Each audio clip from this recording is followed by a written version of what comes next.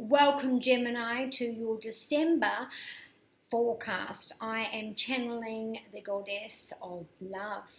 So for you this month, Gemini, we do have, for everybody, we have Saturn, we have Ops, and we have Hygeia.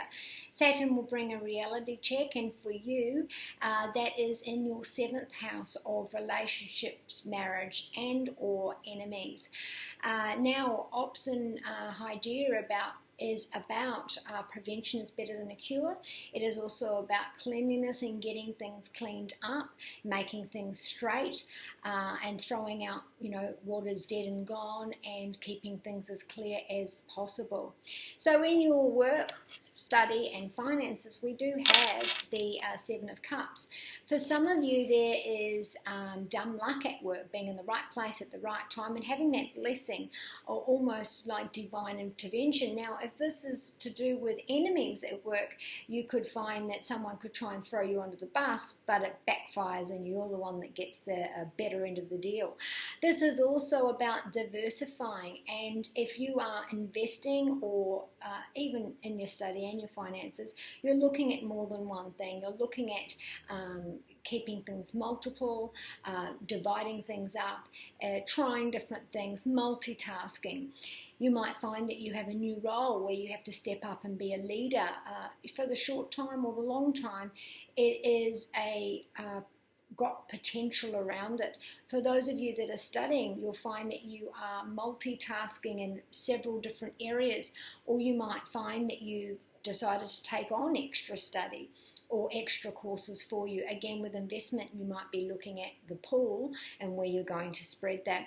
Also, I want to bring your attention to scattered thinking.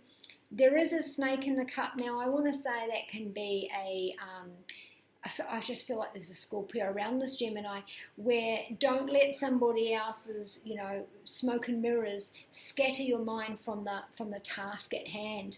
And like I said, in any kind of enemy that tries to throw you under the bus, you'll be all right. At home, we do have the 3 of Pentacles, so you might be having a reality check with a mother-in-law or an in-law, or with your partner and previous children, or your partner and their friends, because the 3rd house is about success in a partnership being halted or slowed down by an outside factor, friend, mother-in-law, child, somebody else interfering.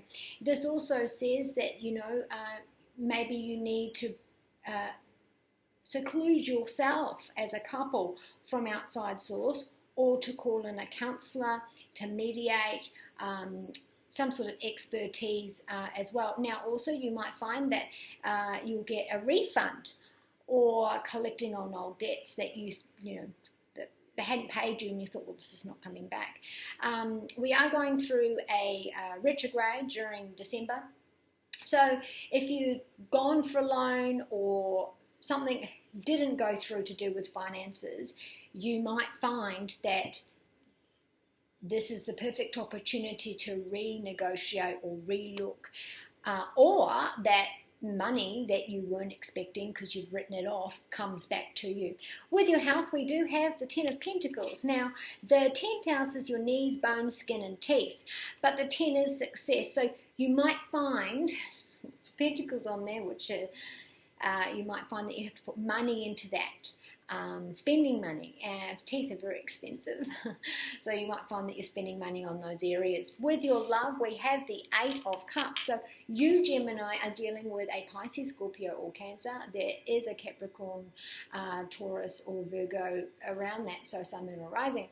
But this is about moving forward. So first and foremost, you might be going on a trip together. This is also if you've had any rocky, troubled times during your relationship, that you find the common ground and you're able to put that emotional issue behind you now and move forward in an emotionally acceptable way for you. Now, with your Adoring Virtue, messages from the Angels card, you need 3 cards. Okay, so Crystal's telling you have faith and hope. because there's something happening behind the scenes that you are not aware of. Now, this could have stemmed back from the eclipse that we had previous. We had September, October, both had eclipses, and so this could have been 90 days from either of those, and the process has been long, and maybe your faith has been tested, but that the process needed to happen for you to be able, looks like everything's moving in the right direction for you.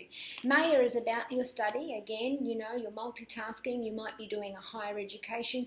You might be tempted to get back into some sort of study role or certificate or even title role. This is also dealing with contracts and specialists, accountants, lawyers, the boss, all those kinds of things. And Shanti says that you may have a Leo Aries in your life, Gemini, but that for some of you, there may be a word of a baby coming with the spring lamb, but that the road ahead is now going to be a lot smoother for you. So for your lucky dice, Gemini, what to take a risk on and what to gamble on this month. For you, it is the 7, which is interesting because that is where Saturn, Ops and High Gear are sitting in your house during this month. So again, whatever's going to come up. So the 7th house is your partnerships. It's also your enemies. Take a gamble on what is offered. Be kind to you and those you love, and I shall see you next month.